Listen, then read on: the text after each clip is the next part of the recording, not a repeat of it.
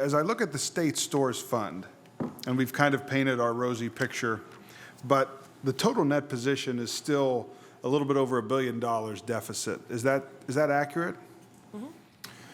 The operating profit for 18-19, and as Chairman Holden stated, that we have received $185 million to the general fund, but the operating profit was 176, a little over 176 million. So, you know, I look at the net position, the deficit for the state store fund. I look at our operating profit still being less than what you're contributing to the general fund, and yet earlier in an answer was you feel comfortable with that $185 million number being transferred to the general fund even into the future. You feel that's sustainable?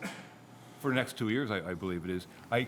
Representative, I just want to get the numbers correct. I believe last year we transferred 185, but the earnings were 191. Our net income was 191. Yeah. And that's not cash, okay, as we talk about, but our net income was 191. So the net income was 191. Right. What and that was in 2000. That was fiscal year 18-19. For 18-19. Right. Operating expenses. Let's make sure we're on the same page here. About 500 million. Does that sound right? I have 498.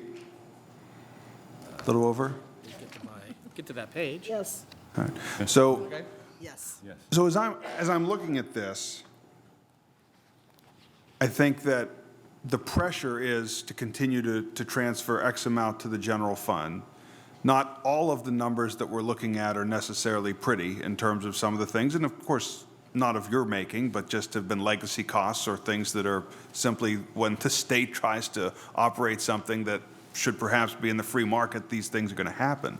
But my concern is that as we press towards these higher numbers and we ask for more and more money, that's when, you know, we have to turn to things like flexible pricing to say, oh, we need more money. We're going to just start getting more money as whether it be from vendors or whether it be ended up passing the cost on to consumers, that there's that upward pressure of constantly feeding into, you know, an X amount of dollars into the general fund. And that's been one of my concerns, as all of you know, with flexible pricing, is that we have the ability to do that. Is that something that is, you know, is of a concern that, or is that going to be used as a tool to make sure we meet X goal for dollars?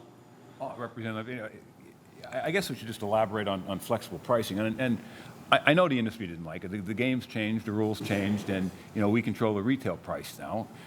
We try to be as transparent as possible. We went through many industry meetings. I was at a conference a few months ago, met 8 separate vendors, talking about their concern about transparency. We believe that we are in a process now where it's perpetual and that the industry understands it. They don't love it, but they understand what the rules are, and I think the marketing department is being fair. We sent out notice of the SKUs we want to talk about, give them a chance to come in, talk about freight on board cost, talk about retail price increases, decreases. So we believe it's perpetual. As for the pressure to raise more money, I mean, you can only get so much. You know, we're comfortable what we did in the last couple of years. Charlie, I think this year we're projecting again to have a higher number than a transfer. Is that correct? That is correct. But as far as the pressure to make it 200, one time there was pressure to make it 216, and we made it 216. But we dipped into our reserves to do that. Mm-hmm. And that's what we don't want. You know, we don't want to see. Yeah. I guess I'll say it like this. I view the LCB. I view what you guys do as you're doing the job that you're being asked to do. And I appreciate that.